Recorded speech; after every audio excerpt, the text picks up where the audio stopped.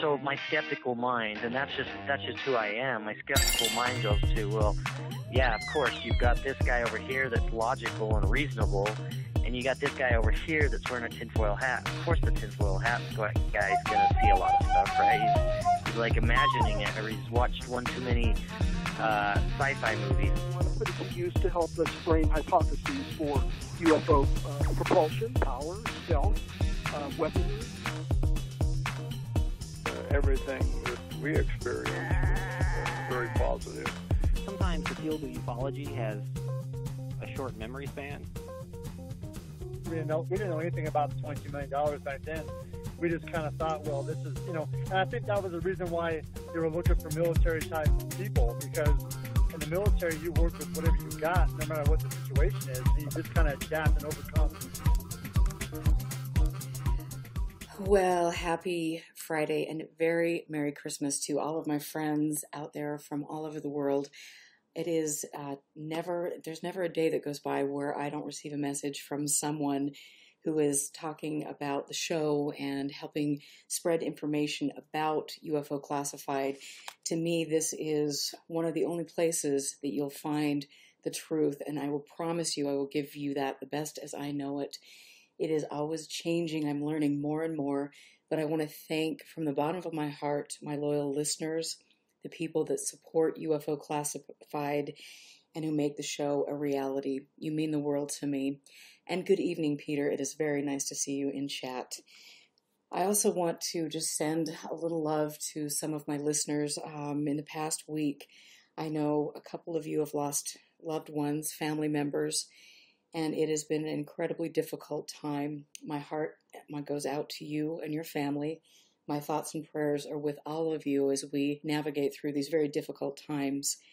And it is a great bright spot for me to have Friday nights that I spend with each and every one of you, where we can create a family. Even though most of us have never met in person, we are a family, and I'm blessed to have all of you in my life.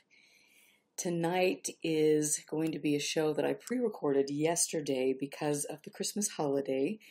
I have Chris Borelli, who is back on the show. This is his third appearance. It is a very interesting interview. He has done a great deal of research with regard to the Stars Academy. He will talk a little bit about that, but first, for those of you who have not heard him on previous UFO Classifieds, let me give you a little bit about his background. Chris was military police, and he was a personal protection officer for the State Department. He is a retired intelligence analyst for all of the three-letter agencies and the DoD, gatekeeper to special access programs. He held the highest of all government security clearances, prepared and administered defense briefings for Congress, Senate, and the President of the United States. It has been very interesting because Chris has been quite controversial, which I mentioned in the interview, and has rubbed a few people in the wrong way because he has the fortitude, the knowledge, and the courage to speak out and call people on some things, which I will say I greatly appreciate that. And I will tell you, having seen all of his credentials, he is very much who he says he is. So there you have it. You're going to listen to his show, Thoughts on Skinwalker Ranch, like I said, To the Stars Academy. And I just have to say, again, I'm looking in chat. Thank you guys for all being here on Christmas. You guys rock. I love you guys. So here is the interview. It's a little bit shorter than usual, so you get to go grab a margarita and do your things with your family, have some eggnog, whatever you're doing. And anyway, I love you guys. Go to UFOclassified.com to support the show and make sure you get here up on Spreaker and like the show, follow the show, get the information out. Here is the interview, and I also, if Northern UFOs is out there listening, I want to thank him for everything that he does, and also Scott Brown from In the Field. I love you guys. Here is my show with Chris Borelli. I mean, you've, first of all, been on the show 3 times this year. Twice. No, this is the 3rd time. Oh, yeah. No, tomato. Got it. Tracking. But, I mean, you know, every show that you've been on UFO Classified has created a bit of controversy. And It's been really funny to watch people and their responses, and then thinking that you, with your military background, your very impressive credentials and things, that you are, you're faking your credentials. Right. And I mean, how do you respond to that? How do you respond? I don't know. I can't, other than saying, no, I'm not. I don't know. I mean, I've sent you the photos of stuff. I can show you my badges and stuff live if that helps. I don't know. I don't know how else to do that. And that's the thing. It's like I mean, it's funny, and I get it in this field. I mean, nobody really truly is what they seem. You've got, look how many people over the years have come out, no, I'm this, whatever, commander of the Space Force, or I'm, this person at Area 51, and it's like there's just never a way to verify any of that. But with you, I mean, you have the credentials that you say you do. Yeah, I mean, I've sent you. I have tons of documentation. I don't know what else what else can I give? I guess is the question. What else? Here's the thing. The question I pose to folks is, you tell me what you want me to show you, and I'll show you. And I guess that's the only answer I have, other than what I've already shown. And I have to wonder too, like so you've got people that are questioning your credentials. I mean, like I said, rightfully so. I think that is a good plan. But sure. When you look at the people that are doing the questioning, and you look back at some of the other work that they've done, have they been this rigorous on questioning people that they've put forward as their source for different stories?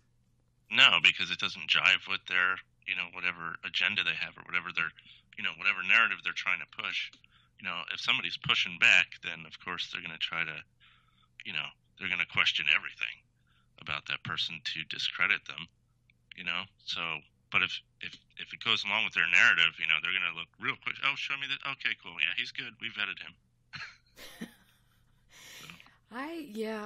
I just, the more time I spend, in this field, or whatever you want to call it, researching everything, I sit back there with my head shaking and my jaw on the floor, because it's just like, I mean, first of all, we've had, for decades, this, here's disclosure. Oh yes, we've got these people who are on the board of NICAP, and we're going to get disclosure. And then we've got, this group over here. And so each decade it's been a different invention of the same thing. And you notice, from the 70s on, here you've got the same people involved who are in, on TTSA, on the board of TTSA, and what have they brought forward other than Mylar balloons?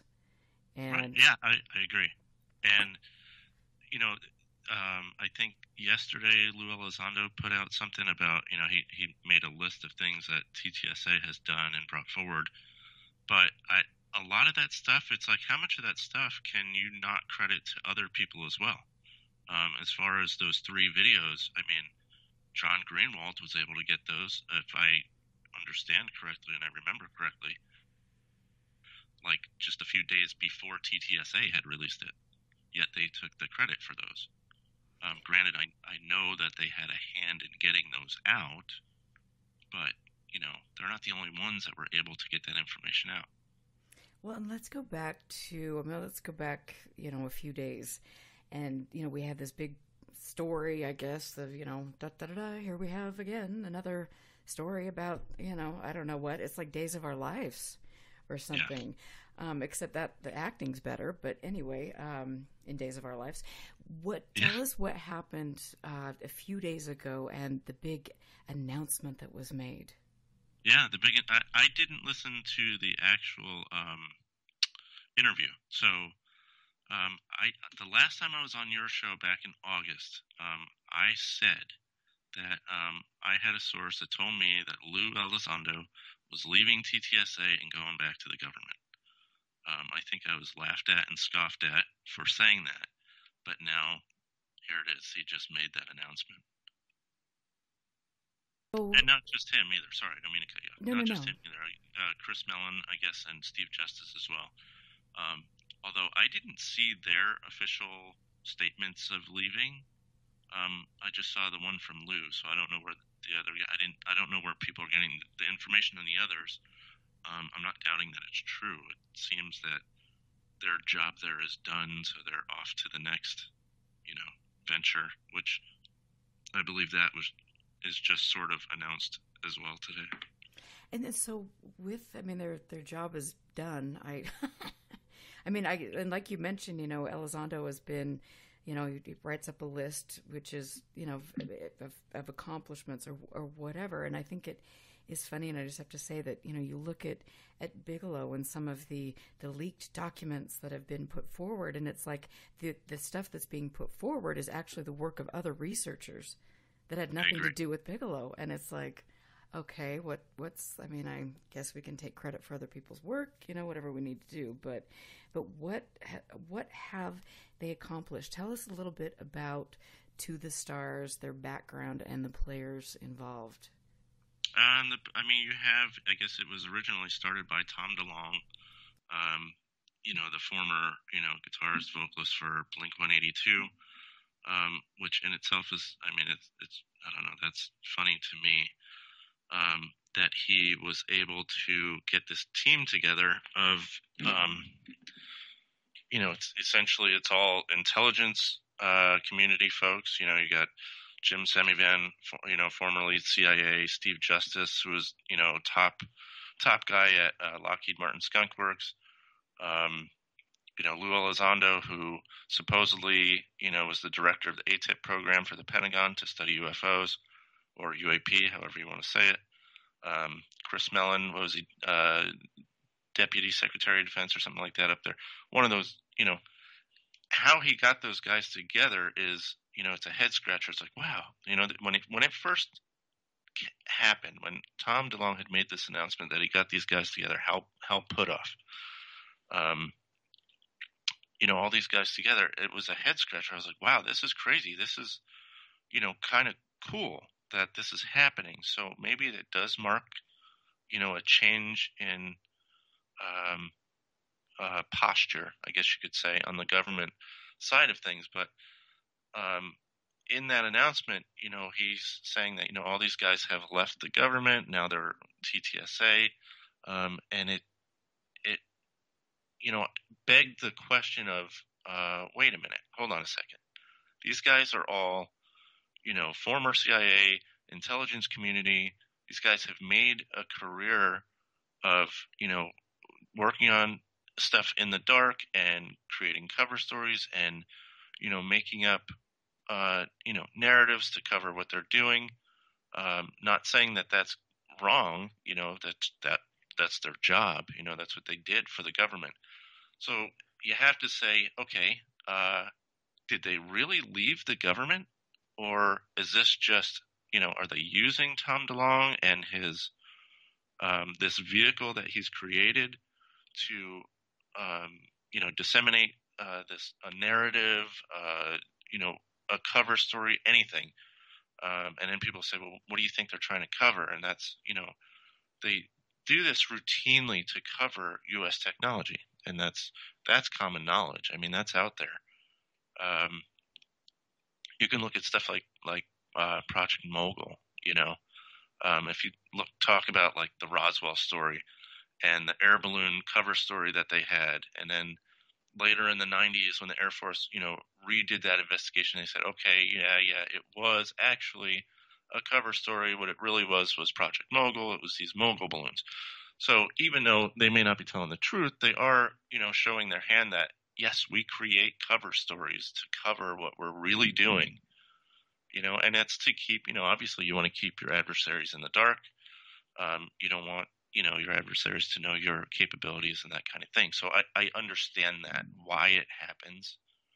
And, at TTSA, I think that's what the whole thing was. And now Chris Mellon, Lou Elizondo, Steve Justice are announcing their departure. So, I know for a fact that Lou Elizondo's clearances were still active, so he never truly left the government. So who is he working for? And were they using this vehicle of Tom DeLonge's to push their stuff? So now that they're leaving, the question is, where are they going? Are they going back to the government? Are they going, who knows? Are they starting some new company? And that's yet to be told. However, today there was an interview with James Fox, who did the Phenomenon documentary, and James Fox announced that he is taking on a new project. And, obviously it was being shady. He doesn't want to give out details of what he's doing just yet, because I guess things aren't, in stone just yet. But he did mention that, he's going to be doing a mini-series, some sort of, documentary with some, quote-unquote government insiders, and he couldn't say names. So I know that it's actually, Chris Mellon and Lou Elizondo are teaming up with James Fox to do some sort of documentary. So now you have to ask, okay, now they're done with the Tom DeLonge vehicle. Are they moving on to another vehicle to continue to spread some narrative or a cover story? What's really going on there? And that's sort of the gist of it.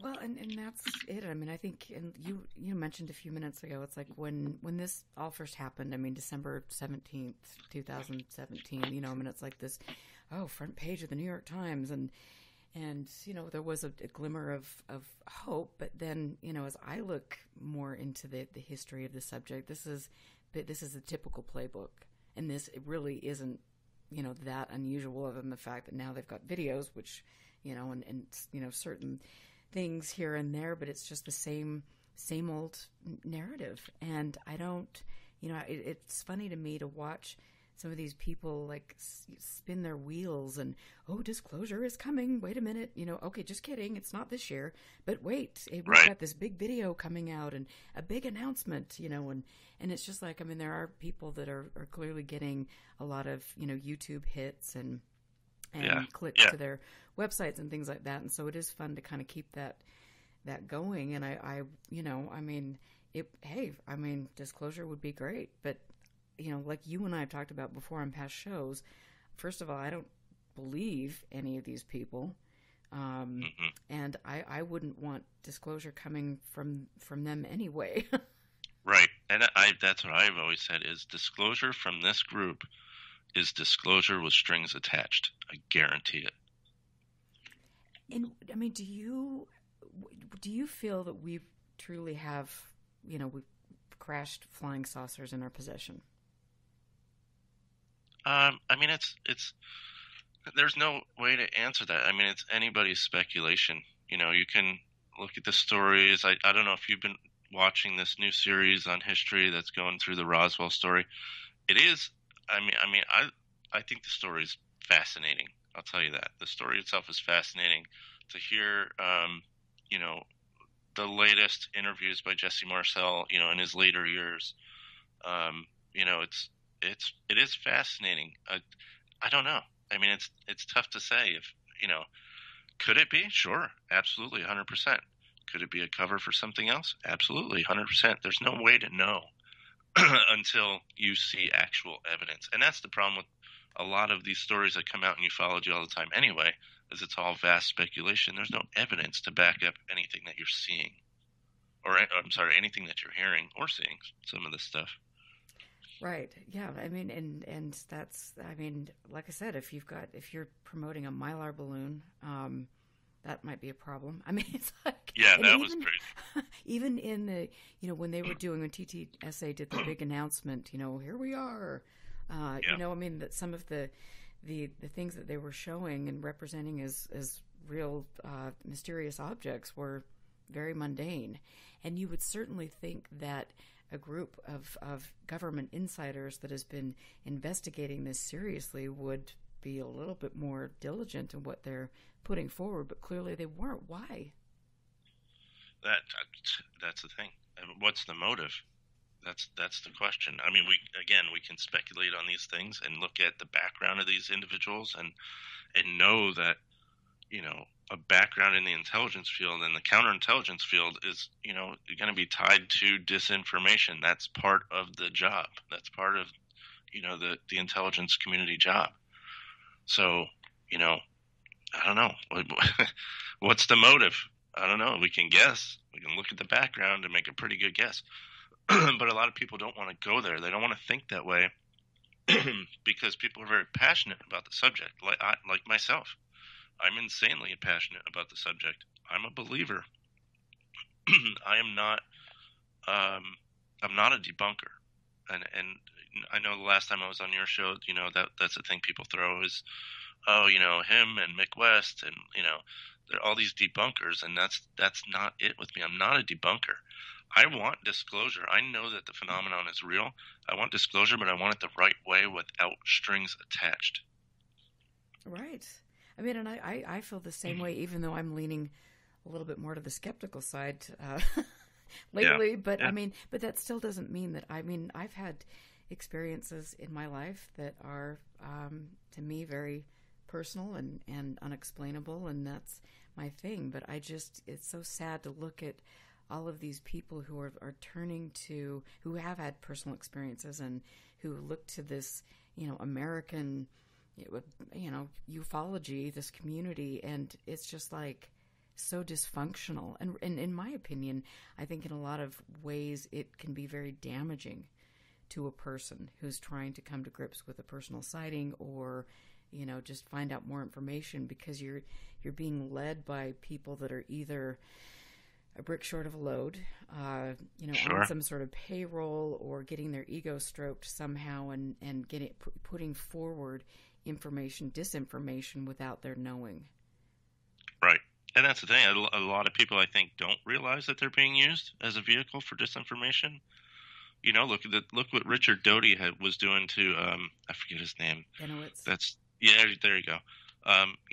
Some of these guys, they don't realize they're being used as a vehicle for disinformation, and other folks are very well aware, and, they get favors, or they get, some form of payment for playing the game, So, I don't know. And that's the thing, and I know that, it can feel very, you feel very special when somebody approaches you and they, are this, mythical figure who's been a part of UFO research, and they've got, they're telling you stories and spending a lot of time and stroking your ego, finding out how you tick. Which is, it's what, like you said, that's what you do in the intelligence community. Sure. But I think that, I can understand how easy it would be. It's like, oh, they think that I'm special, so they're going to give me this packet of information, and then, I'm going to be the bearer of all of this, and how cool am I? And it's like, dude, get over yourself. I mean, and I personally, have been, over the years, I mean, like we all, I think, have, well, some of us have been, approached by people, played by people, given Sure. information in an attempt to put it out. And I am so grateful that at the end of the day, in, a majority of the cases, I held back, and I have not, something has not seemed right to me. And it's like, I'm just, I'll let somebody else run with that. And we've seen, what happened, with the Wilson documents and things, and you just think, oh my gosh, but yet people are still willing to, defend this tooth and nail. Yeah, and it's going on too with the the recent the Tim McMillan stuff that's coming out, and his new venture, the Debrief, and you have to wonder, where is he getting this information? I know he keeps saying that he has sources, quote unquote sources I can't disclose, and understand, I understand that. But if you look at the patterns and things, and you'll see that anytime Tim McMillan has released anything, immediately after you see Lou Elizondo on Twitter, high-fiving Tim McMillan, like, yay. So now the thought is, okay, so is he yet another vehicle for the Elizondo group and their stories? And I have a thought in the back of my mind, and we'll see if it comes to fruition, that Tim McMillan's going to be a part of this new group with, Chris Mellon, Lou, and James Fox. So I guess that remains to be seen. It's I don't know if he will play a part. That's just a speculation of mine. But you see, there's another vehicle that's there. And you know, I mean, I wonder, and I'm very hopeful that I'll be getting Tim and MJ on the show in the next couple weeks and stuff, and so they can respond to the questions that a lot of people have about this and things. And it is interesting that, you know, you do have specific groups of people that are promoting all of this, and Right. you know, it's like I mean, I don't know. I mean, I'm not sure if, and I'm not saying this specifically in reference to like MJ or Tim, but I mean, are some of these people, are they on the payroll? Are they being just manipulated because it's a cool thing to do, and it's Right. placating their ego? Like what, you know, why, what? I don't know. I don't get it, but That's my thought too. And with Tim McMillan and that group,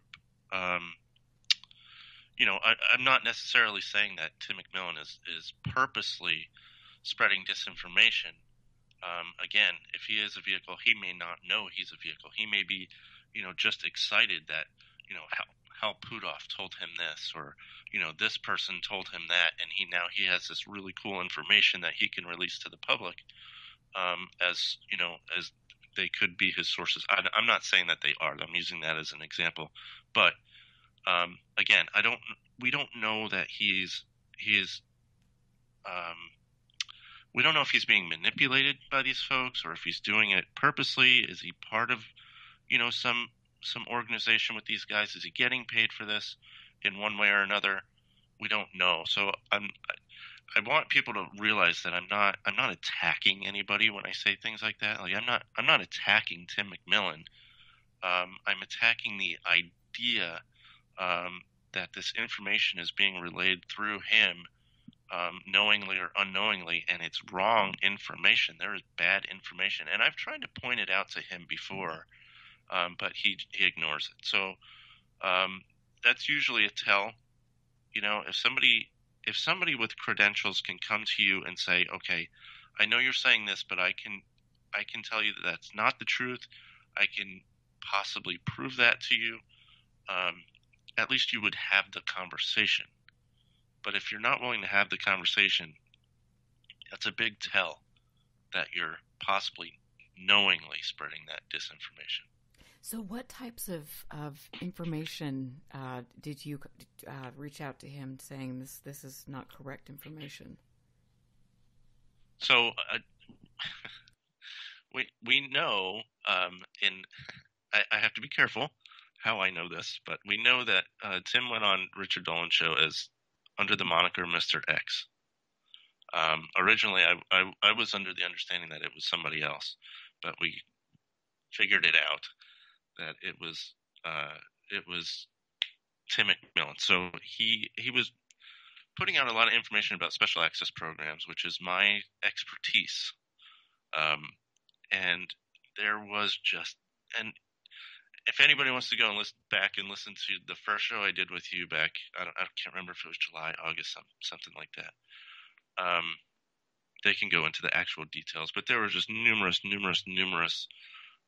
pieces of information that he was relaying as fact that was 100% incorrect.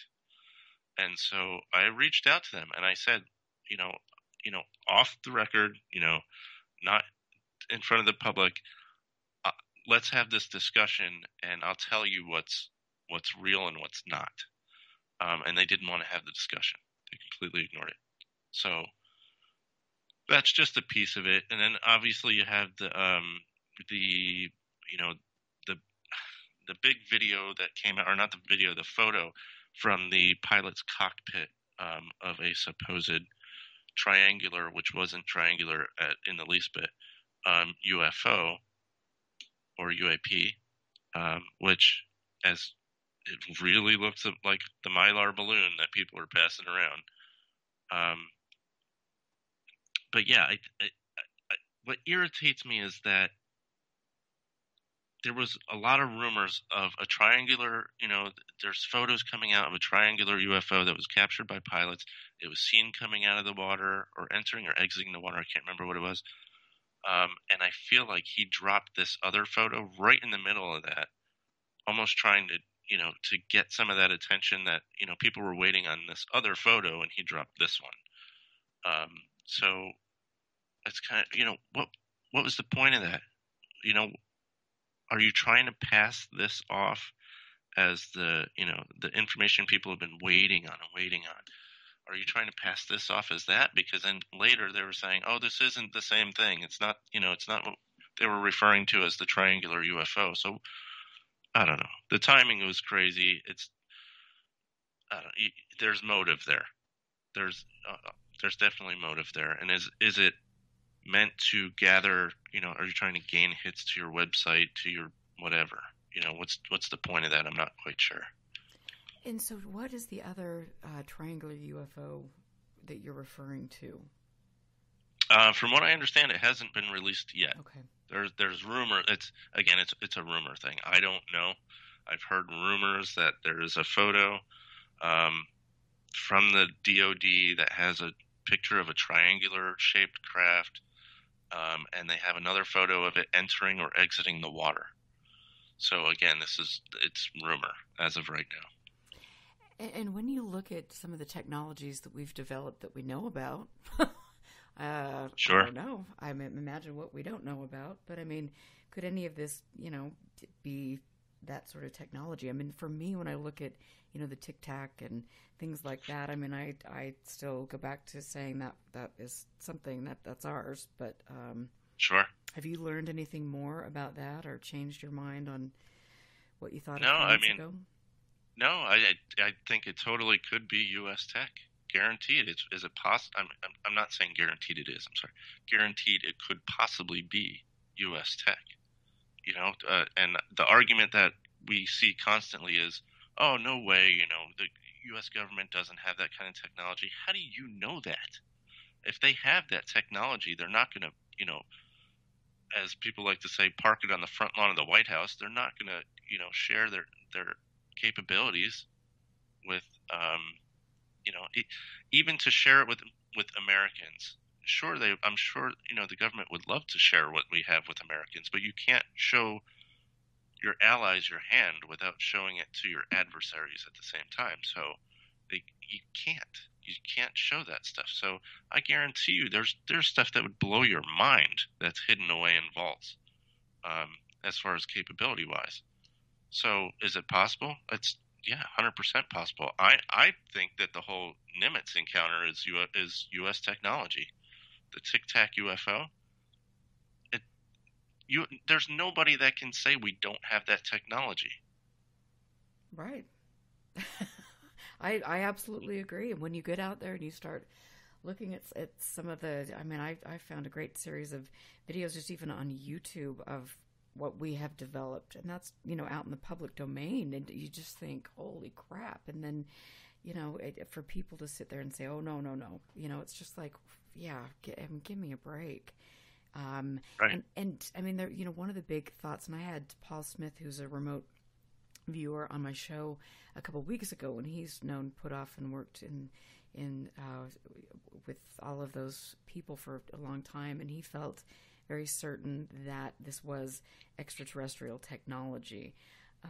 But in his thought was, if they were, if there were fighter pilots and they saw something, that was a threat, there could be some sort of engagement there, and people could get injured or different things like that. And so, how would that play out, and how do you think it played out on the Nimitz when these fighter pilots were seeing this technology?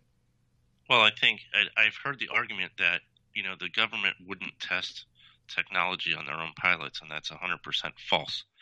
The government, the first group of people they would test that technology on is their own people. They want to see if it is theirs. They want to see how an adversary would react to it. Let's pit this thing against our best pilots, right? And that's what Commander David Fravor, who was the pilot that told the story of chasing this thing around, told us that he and his group, the Black Aces, are the best of the best out there. So if you're going to test it on something, you test it on the best of the best and see how they react and see how your technology reacts. That's the best way to do it. That, of course, they're going to do that. So you have to look at, David Fravor's story. People are fascinated by it. I was fascinated by it when I first heard it. But David Fravor's story has altered. And I know that when he was on, I think it was on his Joe Rogan interview, he was saying, oh, there's all these people out there that are saying there's a longer version of this video and that there's a better version, optically of this video, and that's horse crap. Was I'm paraphrasing, but he was very, he was very emotional about that answer. He was passionate. But we have learned that, from other folks that were in, the radar rooms and other, parts of that ship who saw the video are saying, yes, there is a longer version. Yes, there is a better version optically. And then James Fox this morning on his interview with Project Human said he spoke to David Fravor. David Fravor told him that, yes, there's another video. There's a better, there are better versions of that video. So his stories are kind of twisting. I'm not sure why. But again, if this was U.S. technology, you're out there, you're pitting it against your best fighters. Let's say, adversaries watch our training, via satellite, via whatever other technologies. They watch what we're doing when we're out there training. So if an adversary happens to see this, what's going on with a fighter pilot flying around and chasing, this unknown thing, well, we're not going to tell the world that it's ours. So, you know what a good story would be? It's a UFO. They're chasing a UFO. So, I don't know. To me, it's a cover story. David Fravor's story hasn't held up. It's changed. It makes sense that he would be a part of that cover story as the commander of the Black Aces. He probably, if he didn't know what it was, or learn later, the other pilots under his command, I'm sure, did not know. And that would be the point of the testing, is that you're going to test it. We say train as you fight. So they're going to go out there and train as if, they don't want these guys to know what they're playing with out there. That's how you get real reactions. That's how you really test your capabilities. And so, what if somebody engaged with one of these objects? I don't think they would be able to. And that's another major point, is that I think David Fravor even said in one of the interviews that they weren't hot. The weapons they had on board were not real weapons. Mm-hmm. They were just their training weapons. So I don't think they wouldn't have been able to engage. And that's probably by design. I'm sure they, if they're testing these things on our pilots, they don't want our pilots shooting down our own technology. So, what better way to do it? Send it out there after these guys while they can't shoot at it. Well, that would make perfect sense to me, but I guess for other people that, the thought process there doesn't. I'm not quite sure. Doesn't make sense. Yeah, not at all. And it's funny. It's just like, you get, you're presented with these a very logical thought process here. And it's like people will still make up a cover for the cover, and sure. And then it's funny to see how all these stories get spun. But do you think that the video? Do you think that there obviously was maybe an adversary that had watched this? There was some sort of security breach, and so that's when they had to go out there and then create this elaborate myth or whatever, or do you think they created this elaborate myth to try to pull people in? I think it's a really good possibility, because like I said, all those satellites we have and China has and all these other countries have floating around space, those things aren't just out there watching the stars. We're watching each other with those things. I'm sure we're watching, the Russians do their, dogfighting training out there. They're doing the same thing to us. So did somebody see us, playing with this technology? Probably. Interesting. Well, I mean, and the video was first released from a person in Germany, right? Yeah, I believe so. Huh. Yeah, the whole thing just is quite interesting, and I don't understand. I know people, again, we want to believe, and so we're looking at this and saying, oh, yeah, this is a UFO, and how cool is it that the Navy's talking about this and all of that. You just, I guess when you step back and get more facts, you just think, okay, whatever. But, I mean, and with some of the things, I want to go back to TTSA for a minute, some of the things that they have been involved with, the cloaking technology, different areas of interest for them. What does that have to do with UFO research? I mean, it's a huge deal. I would say UFO research is a great cover story. But if there is technology out there that we don't understand, of course they want to get a hold of that and figure it out. Either to have an upper hand on our adversaries, or to get that before our adversaries have a chance and they get the upper hand, kind of thing. And I'm sure it would be very helpful for a country who's saying that we are dominant and we can take everybody out. I mean, of course, what better way to say that you're dominant in all of this if you're putting forward the stories that you've been reverse engineering UFOs. And you have to wonder, do you think other governments look at this and laugh? Do you think they take it seriously?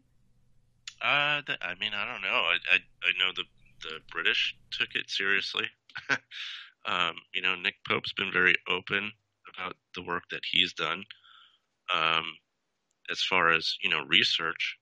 So I don't see why they wouldn't take it seriously, because is the possibility out there? Sure. Absolutely. So, I don't know. Are they laughing at it? Maybe, in some respects. I'm sure they know that, we have cover stories and disinformation flying around out there.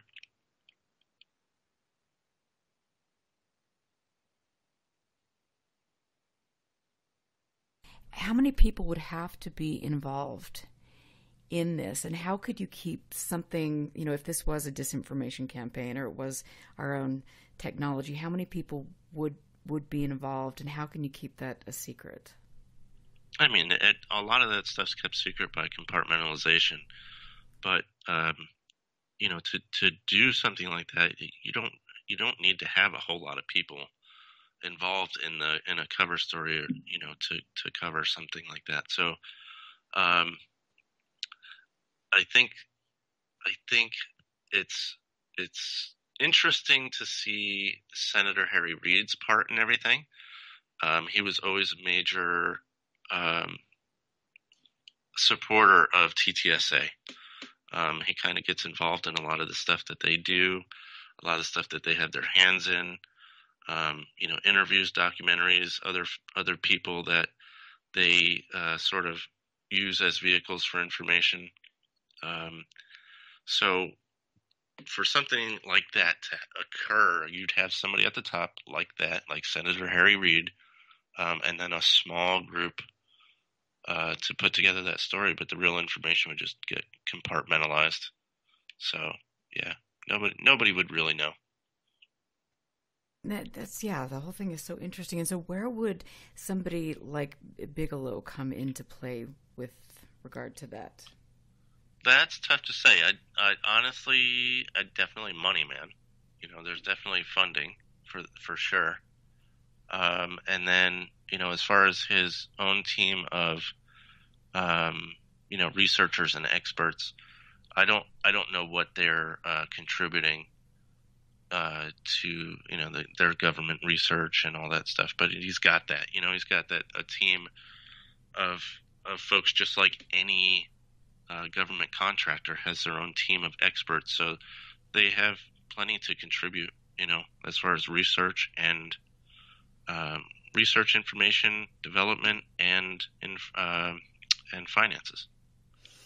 And so I want to ask you, because you, of all people, would have a good handle on this, but when, you look to, and I'm going to move over to Skinwalker for a minute because it's all connected, as we know. I think you're going to see more of that coming together, too. That's just a thought of mine. I hope so. Well, that'll be interesting. But, you look at some of the reports that were, it's here you've got this report that's going to Bigelow, and then another copy is going to the anonymous third party, the DIA, whatever. And so you have people that are working at the ranch that have not signed, to their recollection, an NDA. And so how does that, because that's always perplexed me. It's like, how could you have these reports that are not bound under an NDA, and how does that play out? The way I would see it, if you don't sign an NDA, then you're not in the know. You don't know what's going on. If you know what's going on, trust me, they're going to have you sign an NDA. So then would there be a possibility that these reports were, that there wasn't the NDA and they would be releasing it to the public just to continue to create this narrative that they've carefully crafted over 2 decades? Yes, I agree. That's probably what's going on. And those folks that are repeating the narrative that they're being told or whatever, they probably don't realize that it's a narrative, and that's why they're not bound by an NDA.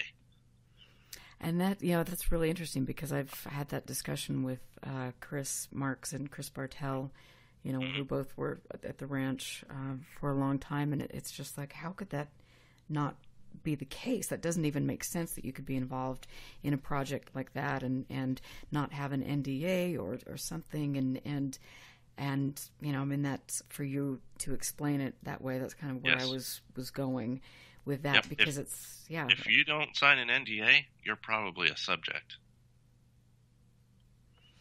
And so if you were a subject and you're releasing these reports, would that, could that potentially, wouldn't people want to keep that quiet? You would think. You would think. But they tried, right?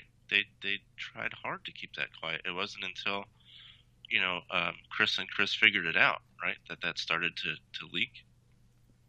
Well, there was the solicitation sheet for OSAP, and then, one piece of the puzzle after another. But again, it's like, how does anybody ever go about proving that? That's the part that's the battle you'll always lose. That's the part that's behind closed doors, and you'll never get to it. Yeah, and that's by design. Yeah, right. And so I have to ask you, and I'm sure that I've asked you this on other shows before, but when you've got this place like Skinwalker Ranch, and it's you've got neighboring properties and different things. Why in the world would anybody want to test anything in this location when they could be doing it at Area 51, or they could be doing it at Dugway or the Utah Test and Training Range, yada yada? There's a few reasons. One, you have another very remote location, and another reason is that it has a built-in cover story. If you look at the Native American lore and the stories leading all the way up, until recent times, it has a built-in cover story for some sort of paranormal / UFO activity out there. Well, and that I agree wholeheartedly. And then you have people that say, it's just ridiculous. We would never, ever test, especially in, 2020, we would never test on an unknowing person in the military or a civilian. I'd say look at history. It's been done. It's documented. We know that it's happened.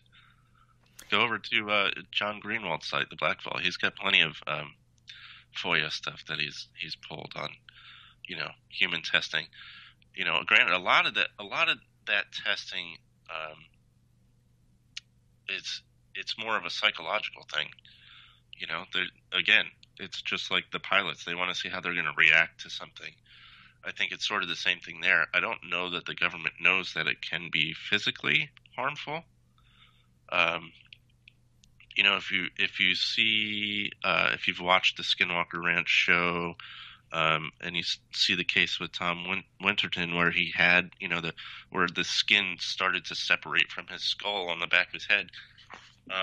Is that a byproduct? Is that something that they didn't if it was quote unquote a government test on humans?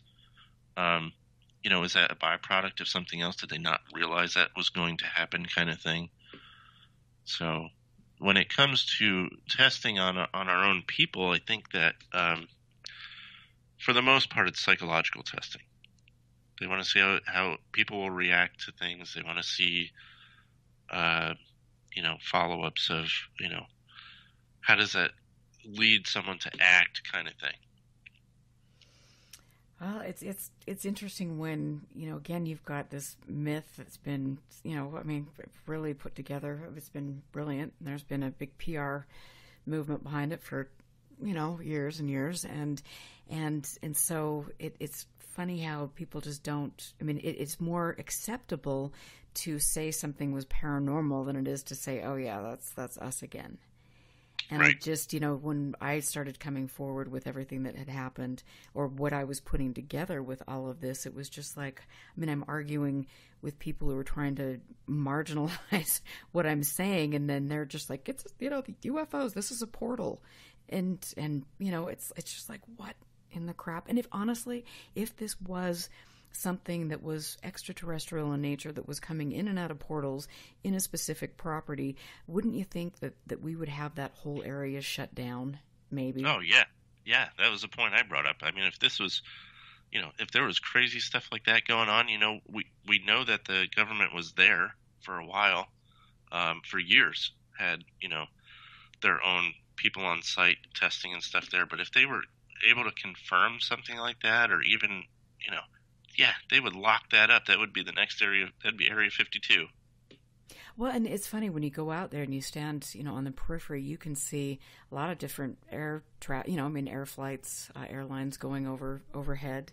And so you just, again, have to say, that wouldn't make sense, that there would be such a threat and something unknown going on and then having all of this activity. And it is really interesting to me as well. Lately, when I've gone up in that area, there are a lot of shipping containers that have been put on the neighboring properties. In fact, Ryan Burns, who owns Space Wolf Research, was on the show last week, and he had talked about a shipping container that he has there that is, he said it is full of equipment, and I asked him who was potentially, who was involved in that, and he wouldn't tell me. So if you have, so say Skinwalker Ranch is what I suspect it to be, what you suspect it to be, just like a little training ground, a little, let's put the hamsters in the cage type of thing. Yes. How would you roll that out? Because we know that the people that were there during the Bigelow days were not given proper equipment to investigate, but right. They were, and probably by design again. And so why do you tell me what your thoughts are on that? Again, for as far as the equipment goes, mm-hmm. Again, that's probably a psychological thing. Let's put these guys in a situation with primitive equipment. Let's do this and see how they react with the equipment that they're given, kind of thing. It's simulation. It's and that's my opinion. And okay, so you've got that aspect of things. So where would they be? How would they be observing? Would there be different locations potentially on the property or around the property where they could be observing the behavior of the people at the ranch? There could be any number of observation methods. Cameras can be as tiny as I can't even think of an example, but cameras can be tiny these days, but there's cameras, there's, other technologies out there. Some I can't go into, but let's just say we can see things from really far away, pretty detailed. So there's any number of observation methods. And yeah, and I mean that's that's very important. Because by their accounts, the people that were living there and things, there wasn't, anything that was visible. But again, like you said, it wouldn't be visible. It would be hidden. Right. Absolutely. And so if there was some sort of testing on a non-lethal weapon or something to that effect, how would that play out as far as them deploying that? And would it need to be, if you know this, on the property, around the property? Could it be satellite based? Honestly, I don't know. It could be any of the above. I don't know what the capabilities are or what they're playing with, so that's tough to say. But I mean, honestly, just my opinion, you could probably, launch that thing, whatever, depending on what it is that they're playing with. It could be something local. It could be, from an air station in California. You don't know. It could be from anywhere. Okay. And would there need to be some sort of headquarters, some sort of like a staging area that would be in close proximity to the ranch? There could be, but not necessarily. Okay. It doesn't have to be, no. Okay. I mean, it is interesting. Utah's home to so much with regard to that. We've got a lot of land that is dedicated. Yeah. I think to hear about the shipping containers, that's very interesting to me. Because I have a theory that a lot of these things that we've been hearing in the past couple of years are going to start to meld together. The Nimitz encounters, the UFO stuff, the UAP stuff, and now, in Skinwalker Ranch, I think a lot of that's going to meld together. You see a lot of the same people in the same circles of, all of these different incidents. I've been told, and I don't know the truth of this just yet, I'm still kind of playing with getting more information on this, but I've been told that one of the pilots from the Nimitz has actually been seen on Skinwalker Ranch as well. So what's the point of that? Right, I know that Doug Kurth was involved and worked for Bigelow, yeah. Yeah, and then, what's his name? The scientist, that was seen on the Nimitz. Kelleher, thank you. Colm Kelleher, yeah, was apparently seen by some of the crew members on the Nimitz, just after the Nimitz encounters. So you're seeing, Go ahead, sorry. Episode kind of coming together. I think all that's going to meld together here pretty soon. That's a theory of mine. But you saying that those shipping containers are starting to show up there is also interesting. So I don't know. I don't want to put the carriage before the horse. I have another theory building that I'm going to have to do some research on. Well, and it's hard too, because they could just be shipping containers and people are storing things in them, and it's a cheap way to store things, or not. It's a good way to hide things too. So we'll have to staging area. Yep. So I think it'll be an interesting thing to look at. But with regard to Kelleher being seen, on the ship, I mean, where do you recall where else you've heard that? I can't for the life of me remember where. I did hear. I heard an interview with one crew member. I'll have to dig that up. I can't for the life of me remember. That was a while ago, but and I know that there's been other stories too of a black helicopter showed up, and some people saw Colm Kelleher, and I don't know who else was on that supposed black helicopter, but I'll dig that up. But I did hear it. It was a while back. I cannot verify it, no. Okay. And I know that, Chris Marx had a conversation, and that's Kelleher did say that, according to Marx as well. And so that is always very interesting, I think. And so let me ask you another question, because I find your expertise, very helpful in a lot of things. When you look at a place, and this is according to several people that have worked for Bigelow Aerospace and things over the years, and you can go to Glassdoor reviews to look at some of the thoughts people have that are not glowing about that their experiences there. And so you've got this allegedly A, B, C, and D is going on here, but behind the scenes you hear stories from people that were working there every day where things are, the clean room, quote unquote clean room, is actually plastic held by duct tapes, and there are birds flying around. And God. that you've got people, that are being paid to create little teeny models, and then, that's it. There's no other progress made. And so it almost appears that perhaps, and there were, a couple of accomplishments, I will say that, but it almost appears as if this was kind of perhaps some sort of cover for something.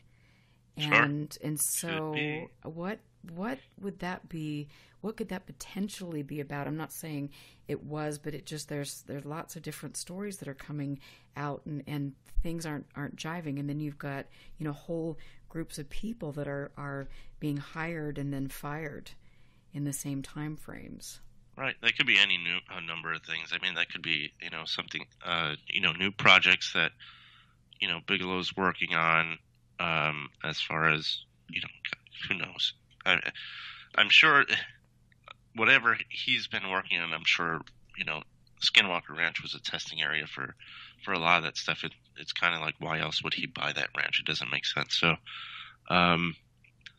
yeah, I mean, it could be any number of things. A new project starts up, he hires all these people. It either succeeds or fails, then, he fires those people. So, yeah, it could be any number of reasons. Well, the whole thing is just fabulous, and it's just, I mean, to look at the way it intersects, and then to look at some of the, people coming out and saying, trying to throw up more, smoke screens about things. Oh no, there wasn't any, potential of weapons testing, even though you've got people over the decades, the same people that created the myth, going out there saying, oh, there were, specific contractors out there deploying toys and all of this stuff. Right. And it's just like, holy cow, whatever. But I don't understand how anybody can say there was not weapons testing, or, how do you know? Were you there? Like, unless you were there is no way to know that. And so what would the protocols be for somebody that had a contract with the government to do this? And would there ever be any way to get to do a FOIA request to get any of that information? Sort of depends. It depends which companies are involved. This is where I kind of have to tread lightly. The protocols are, obviously they're going to set up, groups within the group, basically. So you're going to have your PR folks that are going to handle, anything that is seen by the public, and have a story for, whatever is being seen, if you're, trying to keep some sort of testing under wraps. And then you're going to have your groups of scientists, your groups of, financial folks that are funding the projects. As far as can they hide it from FOIA, I want to say no. I mean, even, there's a lot of stories right now coming out about, a lot of folks saying, all this UFO technology is being hidden in private corporations. But the truth of the matter is that stuff you can still get a hold of that stuff. There's no way that stuff's being hidden by private corporations, because you have to look at who's funding those private corporations. And you have to ask yourself, are they really private corporations, or are they a front for a particular agency or government entity? So Are they exempt from FOIA? No. You just have to know how to get at it. And that is the $1 million thing right there. How do you get at it? Yes. Pretty tricky, Yeah. So very tricky. And again, I love to say this, by design. Yeah, absolutely. Well, it would be interesting to do a little more digging and see what could become of that. And so let me just ask you one more question with regard to the ranch. I mean, so you have people that are on there that are unknowingly being tested on, and there could potentially be health effects, and that's sure. What I mean is how does that play out? I mean, how does the government excuse that? And I know that we've had people, I think Tim McMillan specifically said that there were that this was illegal activity to be testing, and I've got to go back and try to find that specific things. But there's so many sure. loopholes and so many subtleties and things that take place. I mean, how would that? I agree with Tim on that. To knowingly test on humans, to test on humans when you knowingly are aware that there is some sort of permanent, whether it be permanent or some sort of negative side effect, that is illegal. You can't do that. Now, like you just said, there's a million loopholes, and that's the way. I don't want to say that's the way people get around, the rules, if you will. But yeah, you can't knowingly test on. Let's say, okay, we've developed this chamber, and if you put somebody in this chamber, we can tell if they're lying or not, based on I'm making this up as an example, based on something that happens in this chamber when they tell a lie. Okay, well, let's test it on somebody, and you put them in there, and for some reason, this person, develops cancer from whatever technology was used. Now, if they knew that the technology inside that chamber would cause cancer, and put that subject in there, and that subject had no idea that they could possibly get cancer in this chamber, that's illegal. Now, if they have a chamber, they put somebody in it, they develop cancer, but they had no idea that would, that would be a byproduct of, this testing, then they can do it once, but now that they know that it causes cancer, they can't do it again. Now it's illegal. So there's loopholes. We're now you have to say, okay, if Chris Marx and Chris Bartell were subjects of testing out there on the ranch, did they not know that there could be adverse effects to the testing? And if there are, and it has been documented, well, now they know they can't do that again without a loophole. Mm-hmm. Right. And I just find all of it fascinating. And then you've got bits and pieces of people saying, specifically Dr. Eric Davis, that they were forbidden after a certain point in time of stepping foot on the ranch. And you have other people saying because they would get cancer, the high-ups, and Bigelow would not let the higher-ups go to the property. So I find, all of that very interesting in and of itself. And so I don't know, the whole thing is a big giant yeah, I mean, and I don't know the timeline of that and when he wouldn't let people on the ranch, but is that close to the time that he sold off the ranch? No, this was during this was around 2009, probably maybe a little bit earlier on. Okay, so he knew for a while that there was some radiation. It would definitely appear that way, and I think it is interesting too. Even if you have so this is UAP. I mean, let's just throw that out there, and with all that likelihood, not. But you have specific people involved in the project, you know, I mean, Dr. Kit Green, you've got all of these players that are saying that by being exposed to UAP, that people are coming down with serious conditions, and a majority of the people that are having these up close and personal UAP sightings are dying a young death. And so, you know, why in the hell would you say that? I mean, because either way, you've got it. You've got non-lethal weapons testing. There's some sort of radiation, you know, whatever, or you've got UAP. They are still going on the record saying that people are being gravely injured by being in close proximity. What is that about? That's, who knows? I mean, who knows what the technology is? Who knows what's powering the technology that they're using?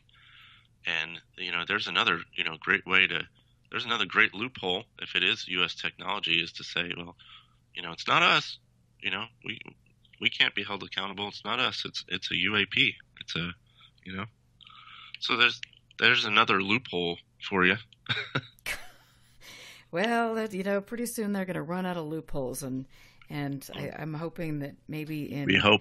Yeah, 2021. We definitely hope. Well, yeah, and that's the thing. It's like, where do you, and I'm going to let you go because you've been so gracious to be here. We're recording this, pre-recording the show on Christmas Eve, and you've got a wonderful wife to go hang out with. And yeah, it's 81 degrees here in Florida. Oh. So it's an awesome Christmas Eve. But, dang. Well, that'll be fun for you guys to go enjoy it. But what are your thoughts for what will happen in the disclosure movement for 2021?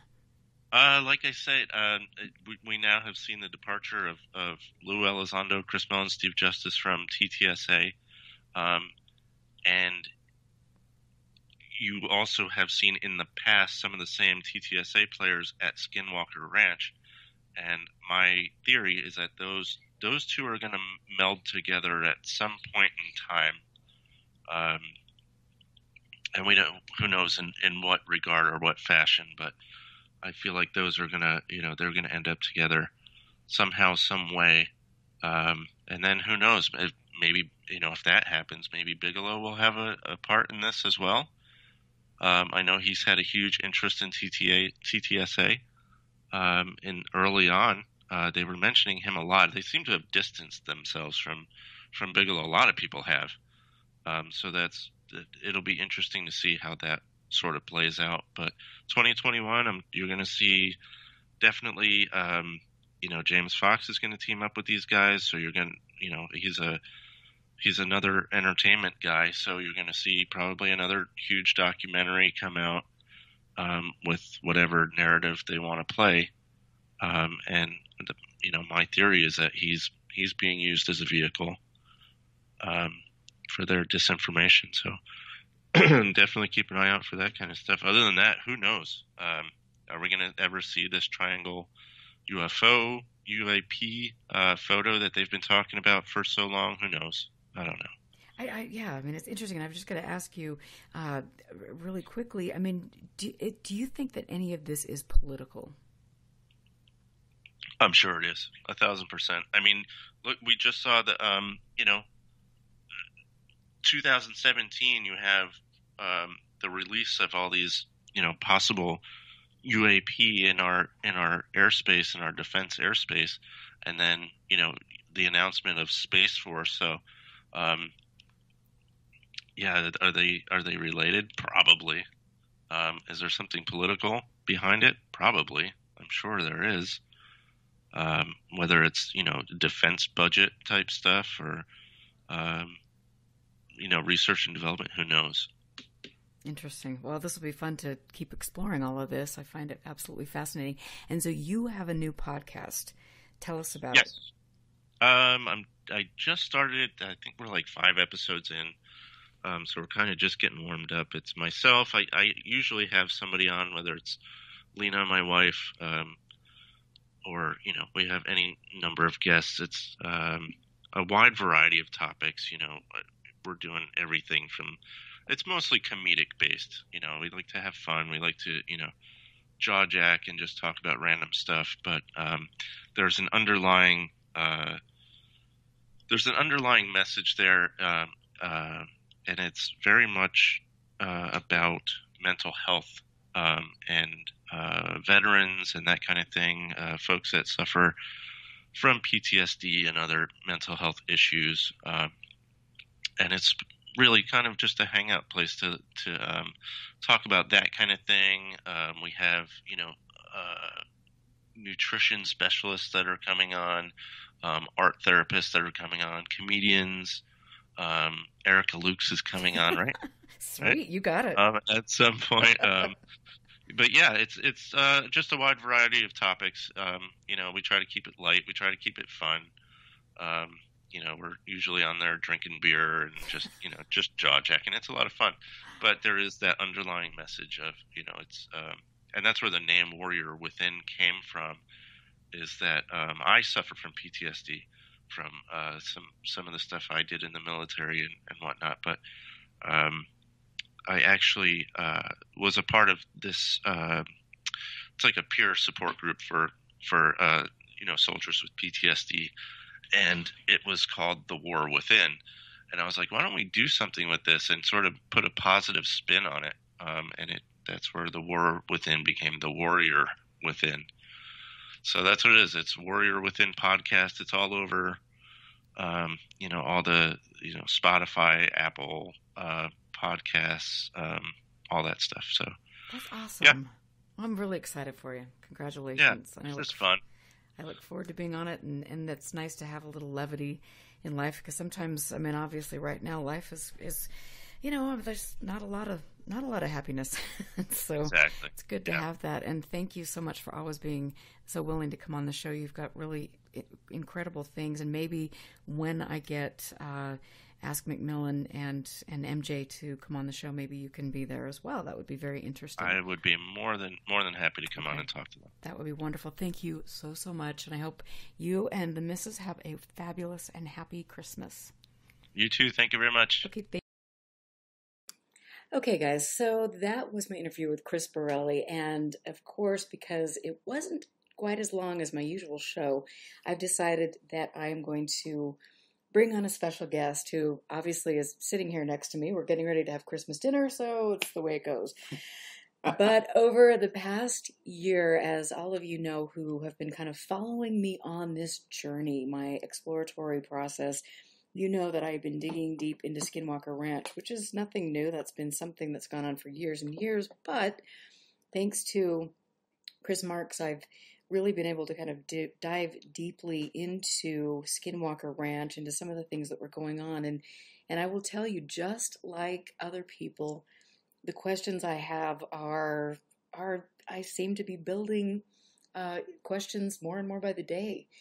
And for me, one of the big questions, and I've got Chris Marx here, and for those of you who are just listening to the show for the first time, Chris Marx actually, just to give a little introduction, was employed with Bigelow, and worked for him for almost 10 years and spent 6 years at Skinwalker Ranch, and was part of a program unknowingly to him that had to do with OSAP, which was Advanced Aerospace Weapons Testing.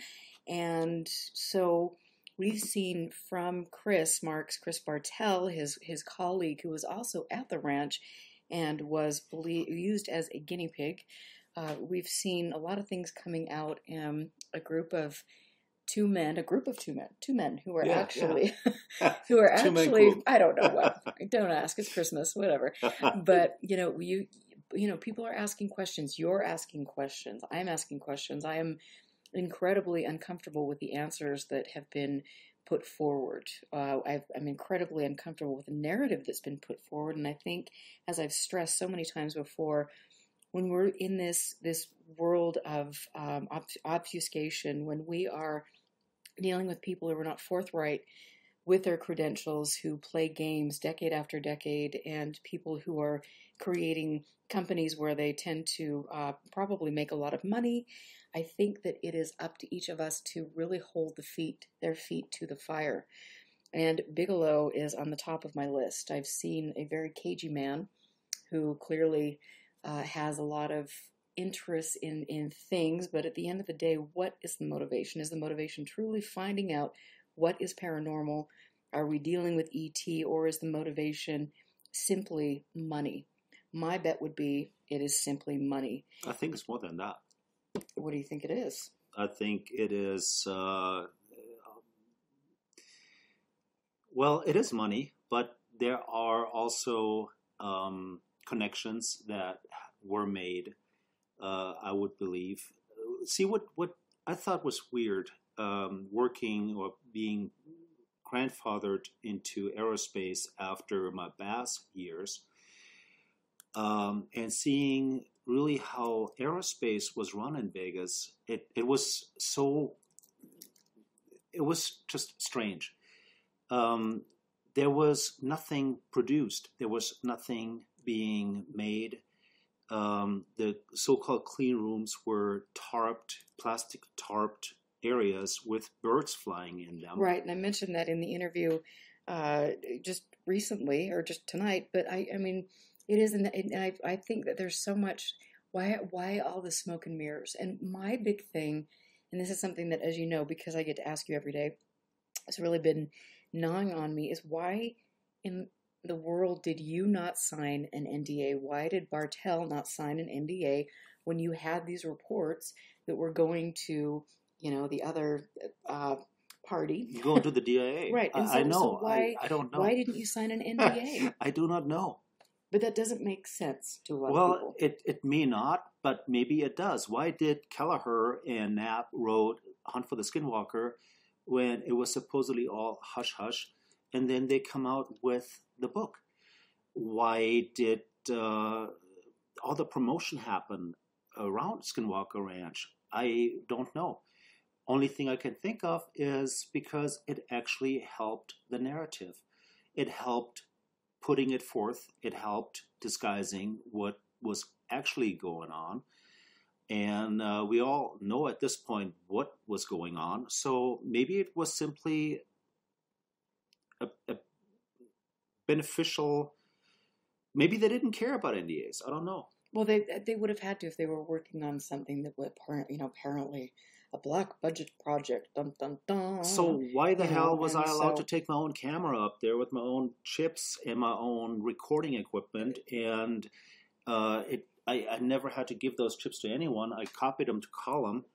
And basically, that's why I ended up with having a couple of thousand pictures and probably, 500, 800 reports that I carbon copied. Well, and either it's a really half-assed project and these people should never get funding again for anything, or, that was, like you say, or like people have thought that maybe this was actually strategic and wanting you guys to release documentation that would just, further create this narrative. But I mean, at the end of the day, it's all very strange. And as we see, there is a continuation of spinning that narrative. And I truly feel that, unfortunately, when you look at To the Stars Academy, when you look at any of the same players, I mean, Putoff, Kit Green, all of these people, I mean, they're not doing what they say they're doing.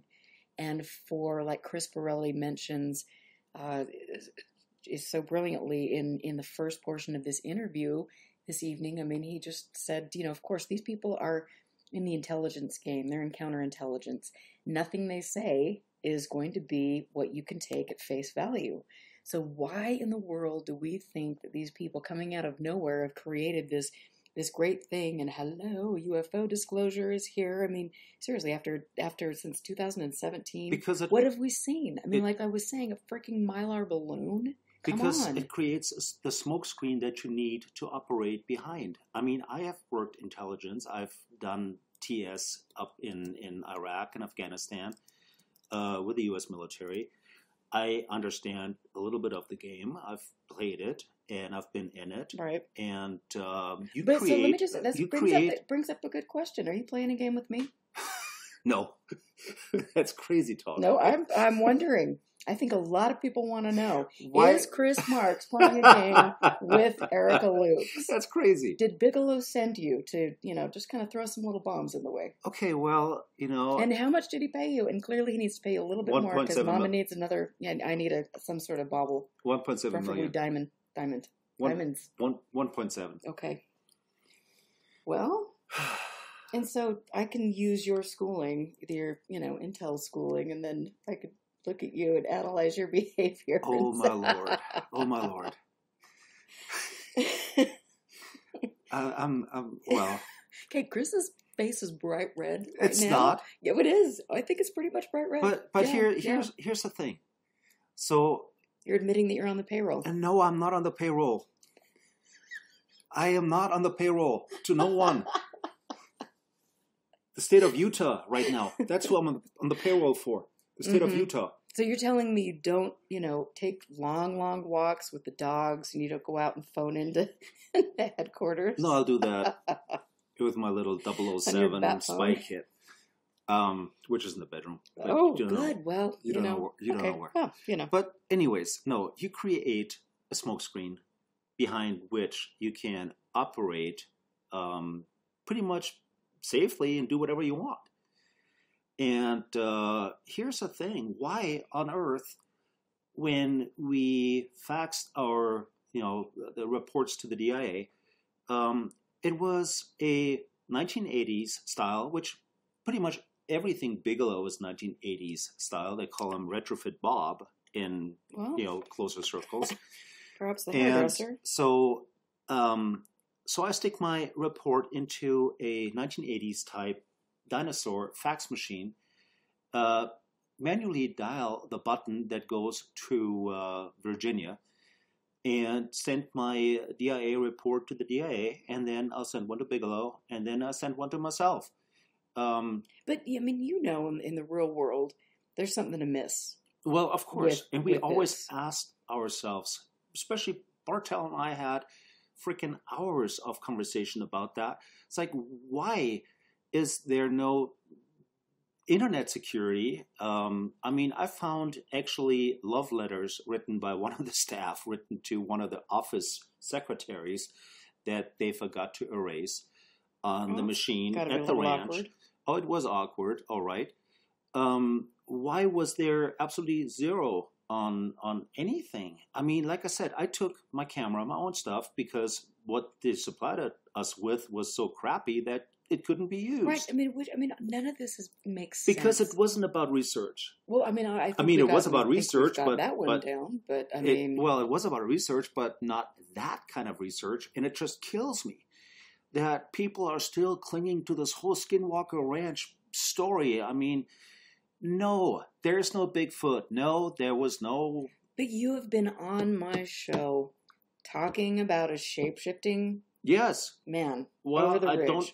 I don't disagree. Yes. What? So, how can you've seen? Well, here's the thing. Whatever I've attested to, and I've got my reports to back it. That is what I actually have seen. That is what I have experienced. The nausea, the shape-shifting werewolf, all that stuff, and bulletproof wolves. Yes, I've shot at them. Well, But the whole thing is, me, you know what I mean? It's like it's kind of. I get you, but the whole thing is that what I have documented is what I have observed. It is what I have seen, what I have felt, and also physiologically felt. The vertigo wasn't dreamt up. The nausea wasn't dreamt up. The tinnitus wasn't dreamt up. And all the stuff that happened at Homestead 2 wasn't dreamt up. I experienced that. But however, it would be interesting. Back in the day, we all thought that maybe we're doing something that is maybe paranormal of some sorts. After being exposed did you guys ever was it because you guys were brainwashed? I think. Were you indoctrinated? Why the hell was it? Because okay, get this. Why the hell would I be sitting at Polaris at the Bass headquarters for a week reading literature on Roswell, on Skinwalker, on all that other stuff, UFO sightings and all that? I do now believe that was part of a conditioning, and we just didn't know it. We were conditioned. We were advised to read the book Hunt for the Skinwalker prior to going up there. Which is just so ridiculous if this isn't some sort of psychological operation, because it's like, oh, here you go, we're going to prime you. Hey, here's a great little library over here, and hey, go look at the Roswell documents. And look at. It's like the whole thing was I mean, if that is the way they do research on something, well, it wasn't. I then mean, keep in mind that all that's what I'm saying. It's right, like that none of it makes sense. the whole thing was the theses that nothing could be documented because none of these events would repeat themselves is absolute bogus. Because there were truly only about 5 events that took place, and they were all geographically bound. What happened at Homestead 2 only happened at Homestead 2. What happened at the trailer only happened at the trailer. What happened on the mesa only happened on the mesa. What happened at the river only happened at the river. Right. Okay. So why did you? This is what Phil is asking, and Phil, I am wearing my naughty elf outfit. Yes, she does. Just to give you, nightmares or something for the rest of the evening. Nightmares. We got the little Santa's helper costume on right now. So why did you stay at the job with all of these unusual things going on? Well, first of all, I thought it paid well. I mean, I made good money. I had to pay a mortgage, and it was almost like you were in an exclusive club of bass. It was kind of cool because you got to do stuff that nobody else got to do. And the coolest thing was when I went up to the ranch, I could do for 2 weeks whatever I wanted. I had no schedule. I had no SOP. I became a great photographer because I actually learned my camera. How many pictures did you have of yourself holding assault weapons? That's funny. Yes, I did. First of all, there's no such thing as an assault weapon. Second of all... Okay, well, whatever. Second of all, I did carry, actually, at the end, a modified 12-gauge shotgun, which was primarily built by me for the sake of mountain lions and all the other crap. Whatever. It was. Whatever. I mean, you obviously, were getting ready to kill those freaking creatures coming out of the portals. I shot at the wolves 8 rounds. Right. It didn't do anything. Well, right. Because I probably shot at some projection. If the wolves were actually there, maybe they were just in my head. I don't know. Well, it could have been a little awkward, but... So, I think one thing to realize, too, is like you were out there for 6 years and you had, maybe a dozen experiences that were like... Much more than that. In your face? Much more than that. God, you mean I have to keep talking to you about this? I had a lot more than that. Ugh. Where do you want me to start? I don't really know. I start with giving me a good therapist to deal with some of this stuff. I have one in mind. I bet you do. Dr. Kit Green. Oh, I hear that he is actually quite adept at analyzing. Yes.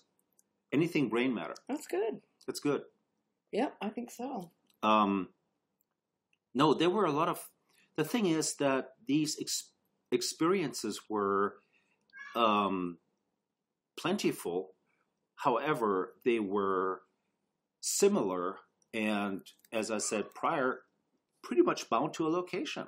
The nausea and the puking at Homestead 2, which I puked plentifully when you got the nausea there, when you got zipped or zapped with whatever they zapped you with, it happened frequently. It wasn't like... define frequently. Frequently would mean every time I was up there for a rotation, at least once. So you would go to a specific area and feel sick? Yes. We actually got down to the point where we measured the distance of when it started kicking in because when Jason Vigato and I did the computer experiments, we stayed within about a 50-meter circle of the central building of the Homestead 2 compound. Right. And we measured. We right. hooked up those computers, and they spiked off the chart and died all at the very same second, depleted of energy, of power. But, they were charged. I have to say... We did this for a week straight. Well, there are lots of things that were done, which, so I am wondering, obviously, maybe there's something buried underground there. It seems like that's the same location where Tom Winterton and other people on the property have had experiences. And isn't that the same location where Travis Taylor got zapped by a little something on his hand? Well, if Travis ever got zapped by anything at all. But I mean, that's the same area, right? Yeah. Right, yeah, and that's yeah. the same area where, and I posted this before, and I will post this again, but you took photos of some cylinders that were in the ground. Yeah. Will you describe those? It's funny because a lot of the stuff that is of interest now, I didn't even think was of interest because it was just like in front of you. So there were 4 tubes, concrete tubes, that were just about maybe 25 meters southwest of Homestead 2 that were about, I want to say, maybe about 10 inches in width and about 4 feet tall. I got pictures of them. It always kind of spiked my interest because there were, weeds and flowers and crap growing out of the top. They were filled with dirt, which I couldn't really explain because they were about 4 feet, and it was in a grassy area. They were placed in a irregular type setting. They were anchored into the ground. And I didn't really think anything of it until, when we actually looked at pictures I took and you commented on them. And I was like, you know what? I don't even know what they are. I'm not sure what they're for or what they're designed for. And then I Googled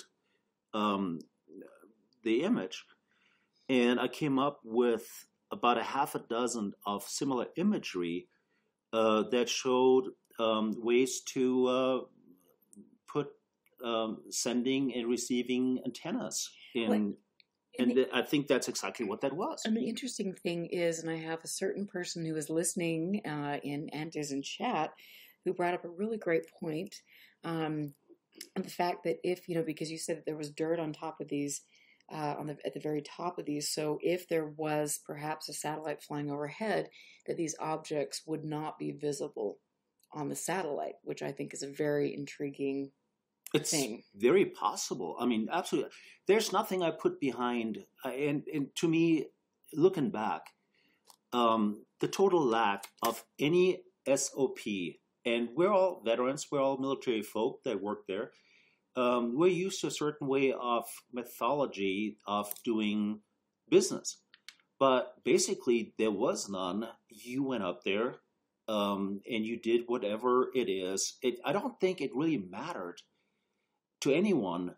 What mattered was that you were the hamster that was being looked at. It didn't matter where you were, what you did, because the same you crap. You didn't think that, though. I didn't think that at all back then. No, I didn't. I mean, you guys just thought you were out there spitting in the wind and roaming free. And I had no idea. I was wondering about, there were questions from early on because what are we investigating? What are we researching if we have the cheapest Olympus point-and-shoot cameras that didn't have any zoom functions? Anything you took a picture of showed a million orbs. It was just ridiculous. It was pollen and dirt and whatever in the air. The NVGs we had was probably Vietnam-era type military surplus crap that worked sometimes and sometimes not. The flashlights came from the local gas station. All that crap was just ridiculous. And we wondered about that. So we're doing all this super duper bass extravaganza, high games, spy game type stuff. But having worked actual intelligence, actually having worked in real skiffs, and having been working this in 3 combat tours, I kind of have an idea what's needed to run an operation like this. But then something should have, that's it did, but it paid well, and it paid the mortgage, and I basically, when I went up to the ranch, aside the fact that we were only given $70 a week for food allowance, so we subsidized most of that. But when you got back from the ranch, you got 3 days off because you couldn't move, and we spent those usually in bed or on the sofa. And you got $1,000 bonus check, which after taxes came out to $866 and change. So I want to, why I had Brian Burns on the show a couple weeks ago, and he has the property right next to the ranch and has been involved researching and doing things in that area for a long, long time. I want you to specifically describe to me who asked you to monitor burns, what were the details of your assignment, and what was the ultimate goal. And from what I understand, this was also directed at Ryan Skinner as well, who has skinwalkerranch.org, correct? Yeah. Yes. I mean, Bass did a lot more than just hang out on the ranch. I mean, we infiltrated websites, especially Ryan Skinner's website, with at least a half a dozen of fictitious characters in order to steer and build the narrative. We influenced, we ran, we owned the narrative. So you knew that you were steering the narrative, Yes. that you were creating a myth. Yes. So at what point did you not? I mean, for crying out loud, I put straw puppets into the brush and dressed them up so they looked real, so that when people came to the gate, it was like the big awe. I mean, I at times dressed up in a ghillie suit and jumped, out from a tree, and people were screaming. You got a lot of karma coming back to you, but I can help with that. So, so here you are. You're creating a narrative. Yeah. You're putting out disinformation. Yes. You're doing whatever you're doing. Yes. How do I know that you aren't sitting here and doing the same thing to me now? Well, why? What would be the purpose of I that? don't really know. I'm married to you. Well, I mean, obviously the paycheck's good. Paychecks. Well, I wish. You're kind of high maintenance, so there's not. Honey, you got no idea. Yeah, I mean, None. that paycheck I've been wouldn't. playing it nice. It wouldn't support your divaism. Well, Mama hasn't even started getting the Botox yet, but okay, that's going to be after Christmas. So here's the thing with Ryan Burns. It was about the time when Antonio Perez was. We had intel that Antonio Perez was going to do a ranch show, and never heard of the dude, but I guess he was known within his circles, and it was somewhat of a big deal to Bass. So we knew that Ryan Burns was going to be his tour guide, and having worked on the methodology of Ryan Burns, I knew he was going to cross in from the river to the south, and I kind of directed my attention to that. And then Bass wanted to know, actually that came from Lauren Hoffman and Kurt. They wanted to know if and when Antonio Perez was to arrive in Utah. And then there was also this thing Ryan had put out about the Devil's Punch Bowl paranormal events behind his house, or actually the bed and breakfast up in there. So for quite a while, I mean, probably 10 days or so, I drove the old Toyota Highlander, our super duper ranch mobile, over to Duchesne and sat in a parking lot and took video, and whatever traffic was coming in and out of the Strawberry Inn bed and breakfast owned by Ryan Burns at the time. So yeah, I tailed him, and I talked to him recently for the first time ever live, and we're going to do a show together because I want to talk to him about all of this, because he was the guy that put out just about a year ago what would Bigelow do, and all that glorification, and how he loved Bass and Bigelow, especially Bigelow. So have you.